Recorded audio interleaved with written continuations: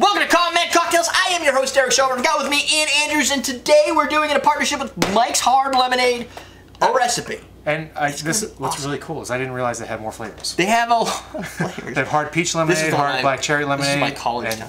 Apple ale, crisp apple. I'm gonna have to drink them all. I think we should. So what I wanted to do is, I wanted to find a way to apply Mike's to a cocktail. I currently am big with cocktails like daiquiris and stuff like that. And I like limes and rums and sugars and stuff like that. So we're making a Black Cherry Daiquiri. Exactly. Yeah. So the Black Cherry Daiquiri, I chose Plantation 5 because it was good. It's Liked awesome. it at Tails. Rich Demerara because I like the Demerara flavor. This is kind of more of a derivative of the daiquiri you did not too long ago before Tails, right? Before Tails, yeah, that was a great daiquiri. But I had to change some of the balance on it because Mike's is not an ingredient in that cocktail. So to do that, you're going to create a new volume. You're going to get a different. There's a new dynamic in the cocktail. Right. There's a little bit of a different alcohol kick to it because Mike's is alcoholic. So you're going to get some difference in flavor profile. So I had to kind of change the sweet ratios a little bit. So we got an ounce of the plantation. We got a half ounce of lime juice, half ounce of Demerara syrup. We're using the BG Reynolds. Yes. Carried by Austin.com. Yes. We're using 5 drops of the cherry vanilla bark vanilla bitters. Yes. I could also do a lime wheel, but I forgot about that. So. And then we're going to top it with an ounce of the Mike's Hard Black Cherry. Yeah. Have you put that in your face yet? Yes. Yeah. I'm trying to figure out if I'm still contagious. Oh, well, let me put that in my face all. Oh, And this I is shouldn't the, be. what is this, bitter cube? Oh yeah, bitter cube. So I picked the cherry bark vanilla because I wanted to go hard into the cherry flavor. I wanted to add some bitters to it to give it a little balance. Oh, that's dangerous. And a little bit of the vanilla. It has, I don't know, it smells like a raspberry cake. And then ice me when you're done. Drink. Ice. Can't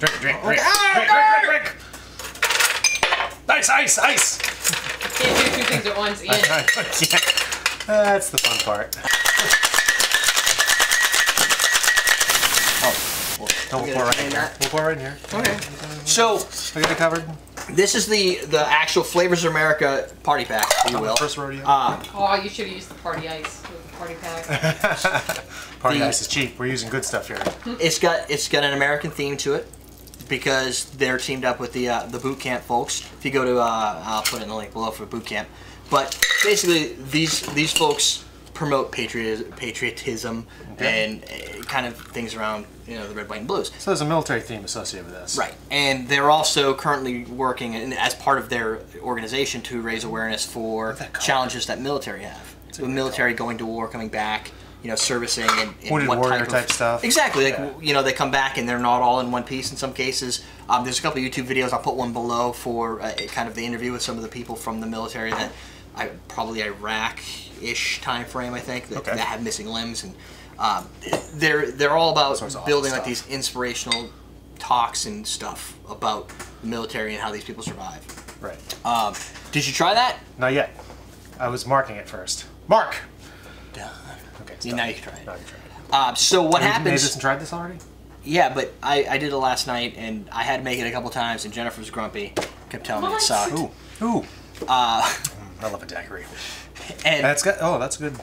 You get the black cherry and the vanilla in there from the bitters. It was the challenge was getting out. Get a little bit of the effervescence from the carbonation of the Mike's. Yeah, and the challenge I had up front was getting the citrus balance right. A little too much, and it was very acidic. A little less, and you didn't taste lime at all. Yeah. So that was kind of the challenge that I had. My turn.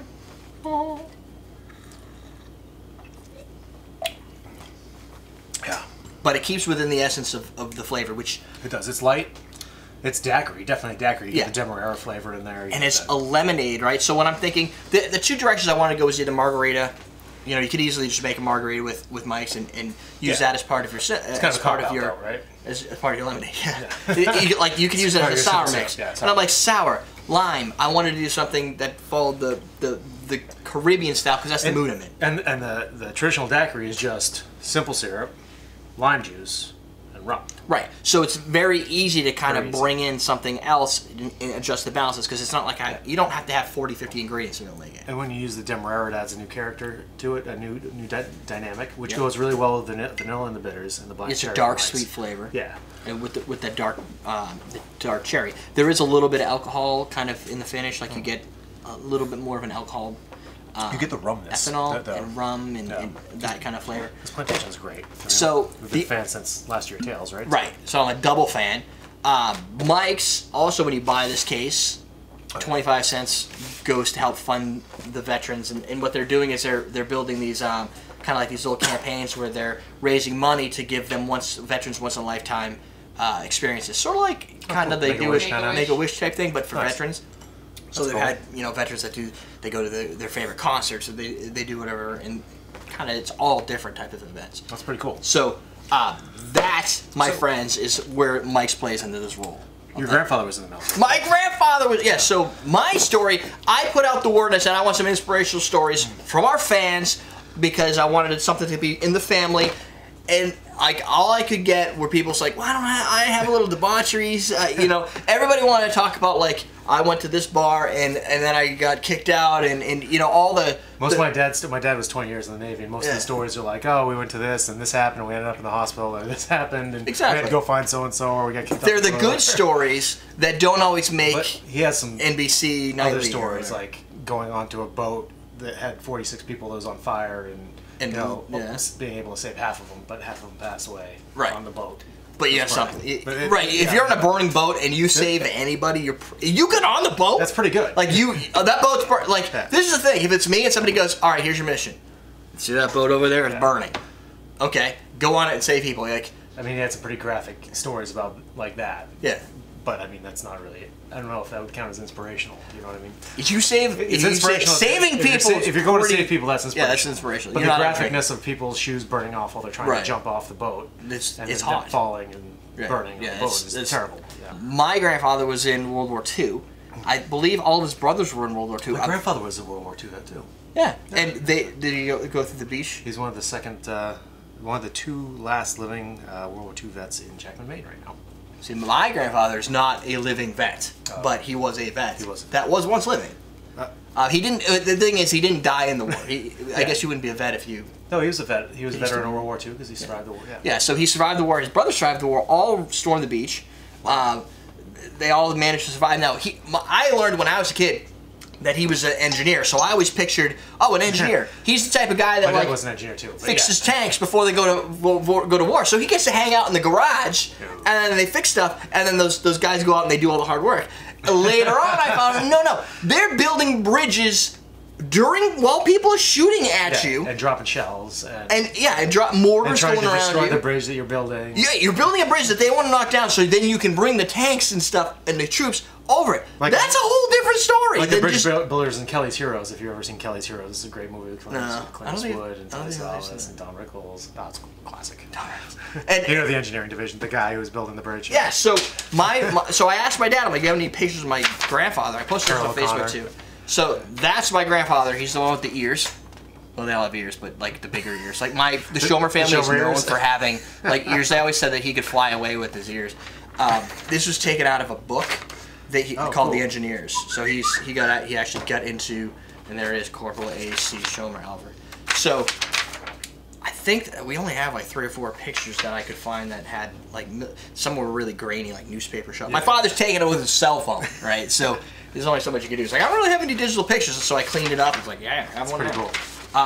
So that, my friends, is the Black Cherry Daiquiri. If you have a story, it's really good, even if it's debauchery, write it in the comments below. If you have any inclination or inkling that you want to try this, do it because it's a good drink. Yeah, it's really cool. There's not a lot of black cherry drinks out there. I mean, there's cherry herring, which is a black cherry dark, liqueur, sweeter. smoky, dark, sweet.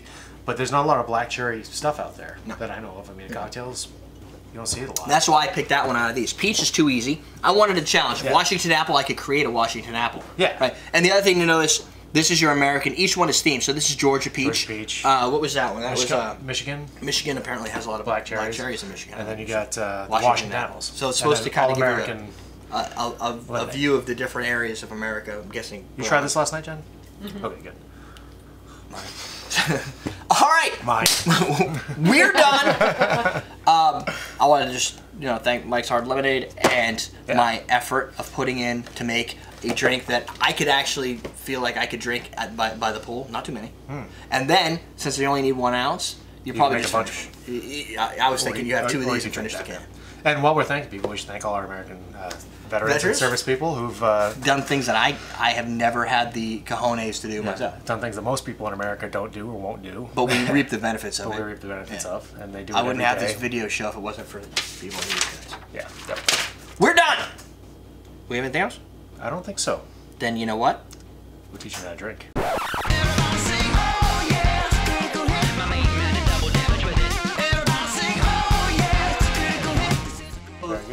There's a couple reasons why I want to do this recipe.